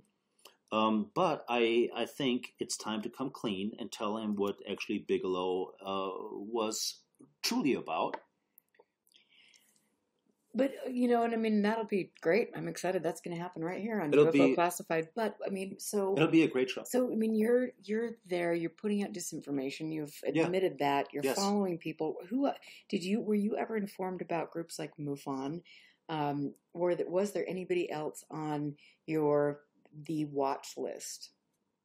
For the most part, just locals. Eric Lukes. No. Damn. No, I actually didn't. I actually had never heard of you until you actually called me Way about to burst this. my freaking bubble, I'm sorry. dude. I never even. Whatever. Look, I'm not walking in the UFO circles. You know that. I'm not a UFO kind of guy. But when you called me, that's when the first time when I actually, and I mean, crying out loud, we talked 5-6 hours for a 20-minute pre-interview interview. Because you wouldn't shut up. No, that wasn't even it. And now it's like 2 years later, and I'm still, Yeah. So now I don't know, and the paycheck has stopped. I doubt it. Bigelow ain't paying me no more. Whatever. Well, perhaps you need to call your boss after we get done with this interview, right? Became TTSA that's paying me now. Oh, well. I'm just joking. I hope nobody takes that serious. I mean. But, so, no, I didn't know any of this back then. I kind of had fun doing what I did, and it was all fun and games. But looking back, it kind of is no longer, because getting zapped with that, whatever light that was, cannot be good for your health, cannot be good for your cells, cannot be good for longevity. Let me just for people who are listening for the first time, Chris was involved in an incident where he was out at night, and a very bright light came overhead, and it was so bright that he was concerned that he was, he had to pull his arm over his eyes, at which point in time he could see all the bones in his hand, and he could see the foliage in the trees and different things. Very interesting. But why, it's, with that, when you had that happen, and that is very similar to what had happened to Charles Wynn, who was owned one of the neighboring properties, and he saw this after Bigelow purchased the property. But, did you actually write the report up on that? And did anybody if you did you write a report up? Yes, okay. Yes. And so where did that report go? Kelleher? The DIA and Bigelow. And so did that elicit any response from any of them? Did they ask you about it? There were frequent, at that time when we were still under the DIA contract, there were debriefs, and a ton of them. And that's when I really got familiar with Robert Bigelow, because we spent sometimes 30 minutes, sometimes an hour, sometimes an hour and a half, sometimes even 2 hours debriefing. What I thought was weird about them was Colin, Bigelow, and I, and I'm sure that other people that went to the ranch went through the same process. It was the kind of questions that were asked. It wasn't like, okay, so I was at Homestead 2 and I got whatever happened. Like I got like vertigo, like up the wazoo, and they wouldn't ask about, so what were your surroundings? What did you hear? What did you see? None of that. It was like, okay, so you got vertigo. Where did it start? Was it starting in the brain? Did you feel a kind of a breathing constriction, or did you feel tingling? Did you have a metallic taste in your mouth? It was all these very specific physiological questions, but none had to do with what the hell happened. Right. And so, okay, so why did Bigelow ever tell you why you were asked to keep an eye on Ryan Burns? Well, yeah. It was obvious. The whole reason for the tailing was that we wanted to know if Antonio Paris came to town, which he did, and he pulled up an RV outside of Westgate in a grove. So Bigelow was concerned about the filming of that documentary. He was concerned. Him and Colin were concerned about live footage on the ranch, and we knew that Ryan Burns was the middleman, and we knew that he would facilitate, and we didn't want this to happen, so we blocked it. And at that time also we did a tremendous show of force, which meant that I was walking, even daytime, carrying a modified AR-15. And here's the thing that just like totally perplexes me. If this was such a top secret facility, then the Hunt for the Skinwalker never would have been written. I mean, none of this clown show. Yes, but Hunt for the Skinwalker was manipulated by their own people. I think what they were worried about is, what if Antonio Paris would have actually caught a glimpse of the stuff that was really happening on the ranch? I think that was the main concern, and that's why we displayed weapons. That's why we routinely, I would, at my night patrols, I would shine and light up the entire river line with a green laser, a weapons laser, which was actually attached to my rifle. So we did a tremendous keeping them off the property campaign, and it worked because if you looked at Antonio Paris' production of the video that he released, none of it was filmed on the ranch. Yeah, I mean, there's so many questions that I have about everything. I mean, it is difficult because I think some people are like, shame on you for, playing around with Ryan Burns and Ryan Skinner and doing these things, and how can we trust you now because you're giving, I mean, you could be giving more disinformation just like you were paid to do then. So how do we take you and your word at face value now? Look, I split Bigelow Camp in February last year. I don't give a flying... Use your imagination there. Yes, exactly. Because in the end, Chris, me, others, Tony Briley, John, and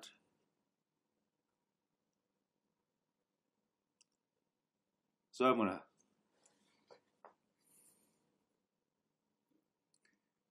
have to take a little pause here because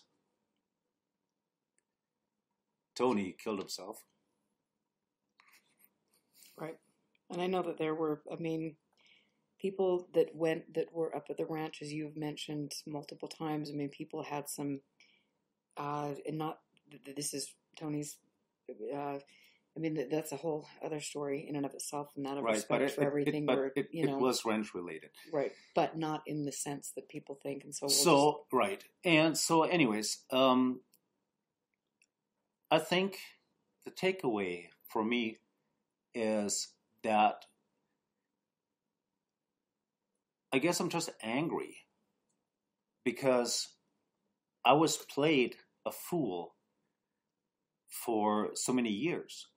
I mean, at one point in time, I was going to be Bigelow's bodyguard and driver and, close confidant as far as family relations. I mean, I was the one that escorted his wife to the limo whenever there were festivities. I was pretty close with the family.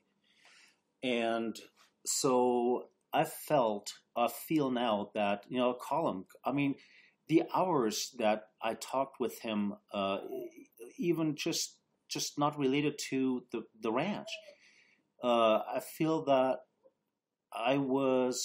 you were played. I was not only played, I was experimented on for profit. I know that the ranch was never a research project. Right. And and that's... it was a research project, all right, but not in the sense of looking for ET. That was not the case. Right. And I think the thing that's so sad is, I'm just really pissed off because I don't know how this affected my longevity. Am I going to see 60? Right. I get that. But I think, and unfortunately, this goes to, all of us have been played. All of us have been played by this group of people. And it has been decade after decade. And that is my thing. The further I dig into these people's backgrounds, the further, what more do you need to say than to know that Hal Putoff received his first batch of funding from Dr. Sidney Gottlieb, who was the, lovely person behind MK Ultra. How much more do you need to know? And how much are we not willing to look at some of these things and then say to these people and hold them up. This is, for me, it is, you've been there for how long and you've accomplished what? Nothing but sowing confusion and playing people. And And then you look at you and your group of friends, and then to a lesser degree, you look at the UFO world and all of this, and it's just like yuck. And I've said this before, and I think this is really important. I think at the end of the day, when you're getting older in your life, and you look back at what you've accomplished, and you look back at the people that you've hurt, and potentially put into harm's way, how do you justify some of these things? And I have to wonder if any of these people, as they get up in the years, if they look in the mirror and just say, God, I don't think so, because they believe in what they're doing. Or do they? And believe in what? Do they believe it is it's for the greater good to experiment with non-lethal weapons? Is it the greater good? I don't know, good but I can tell you in that their mind? Robert Bigelow, was, and I mean, we went on hikes with, company hikes up into Red Rock Canyon and stuff, and him and his daughter and some of the employees, and I spoke with him so many hours that were about politics in Europe, about, because they had been visiting Europe and stuff like that. He is not, I never got the impression that he was one of those evil genius type people. I don't know, in the end, I'm asking myself, what was the agenda? I mean, as far as, I believe that after all, and it's now closed down, aerospace is closed down, that it was simply there to, it was a smoke screen. It was a front. Right. I think, I can't prove this, but I do believe that the ranch was basically subleased to companies that were able to design and test technology that came free of OSHA, that came free of any kind of obligation, of legal obligation, of moral obligation. He, I think, subleased it to the companies that were able to test. Right. And I mean, there's so many interesting things. And this is the thing where, I just keep digging. And luckily for me, I have a huge network of people who are very much off the radar and in different, they have different areas of expertise, who have been so intrigued by this that they are doing research and sending me a great deal of things. And we're actually working together as a cohesive unit. And so, luckily for me, it isn't just me out there. There are a lot of people looking into this, and a couple things in the chat room. The ranch had an unusual history that was, of course, we first heard about this from Dr. Frank Salisbury, who, interestingly enough, worked for NASA and knew Jacques Vallée. And there's some interesting documents that I have, because I went up to the University of Utah Special Archives and spent days upon days looking through his files up there. But it is interesting to see how these people connect. And so, was there a need to create a myth in this area? Look, and was it promoted by certain people that have helped to do that? Here is my thing, and there was a person in chat that was asking about, why would they do all of this in Utah, not Nevada? Because Utah is probably, we have a lot of stuff going on here, and a lot of space land dedicated to test and training ranges. We've got, Dugway Proving Ground, one of the world's largest chemical and biological weapons testing depot, and things like that. And so in Hill Air Force Base, and we also have, like I mentioned a million times, a huge, a lot of aerospace and defense contractors coming into, the state. And so this has been a long-standing thing, but I think it is very interesting. I think there's a lot of reasons why we'd want to be doing it in Utah. We also have a very trusting population, and so it's one of those things. We'll just see it the way it goes, but we've got to wrap up the show for this evening. Before we wrap it up, I want to... You got 10 seconds. Well, it's not more... I love telling you what to do. No, it's going to be more... I know. No, okay, hurry. Yes, okay, then go. I am going. Oh, my God. Any of you guys... Try to be married to Erica Lutz. Holy crap. Lucky. You'd be lucky. Oh, it's all like, right, go. wow. Oh, my Lord. Anyways, so I talked to Gary. I forgot his last name. It's been years ago. He was a ditch rider, which is a government job, making sure irrigation ditches are clean and water is shared equally in the ranches and so forth. Oh my God, I'm getting hassled here. No, we've got it. I know. So anyhow, interesting enough, as a child, he grew up on the ranch. He was one of the Myers relatives. And the Myers at that time were actually occupying Homestead 2 and the compound and all that. They lived there. And so Gary lived there as a child. So I asked him, I said, dude, wasn't that scary? And he goes, scary, why? I said, well, all this paranormal stuff. He goes, there is no paranormal stuff. There was no paranormal stuff. This was a cattle ranch. There was nothing paranormal about it. And this is the guy that actually lived on the ranch prior to Bigelow. Right. And there's plenty of people that attest to the same thing. No, it is a carefully created myth. And now it's paying Fugle and Co. for their History Channel nonsense. And it just keeps on making money. It's a money-making machine. And I wouldn't doubt that they're not testing still today. Well, okay. On that note, this has been a very rousing Christmas discussion. Oh, yes. Thank you so much. Now much. we're going to have raclette. Yes, this will be great. Anyway, thank you so much for being here, everyone. I really appreciate all of your love and support. I'm being pushed away from the mic. God, you ain't seen nothing yet. I've been pushed away. Note, okay, we are done, and I want to just give all of you my love. Thank you so much for being here. I'm Erica Lukes. I will be here next week. I'm going to be joined by my friend Greg Bishop. We're going to talk a little bit more, dig into the Benowitz affair, and then also a really interesting experience that he had with somebody coming out of the woodwork trying to give him information. And so that is featured in his book, It Defies Language. But that will be a really fun New Year's show. Thanks for joining me on your Christmas. You guys mean the world to me, and I appreciate your support. Stay safe and have a wonderful evening. Love you guys.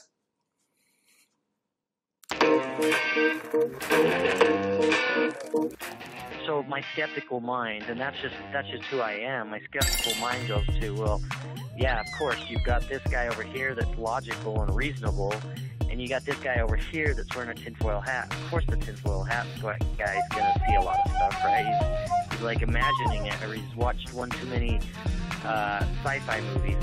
But it's used to help us frame hypotheses for UFO propulsion, power, stealth, weaponry.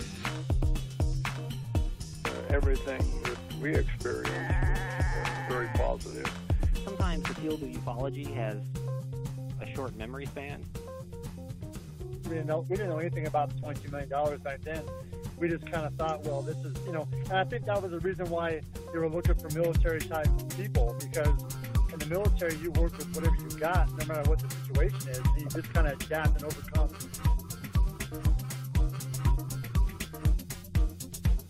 What are you going to do with all this? You can't even take care of your own files and get them put into the current system, but yet you want to go collect other people's things. So what are you going to do with it? Who are you giving all this to? It just really struck me about how the common thread seemed to be deception, but deception of human nature.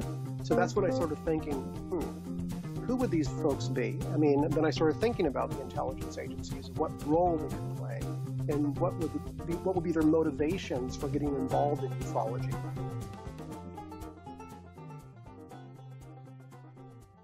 I'm not saying that because the gimbal is not a rotating flying saucer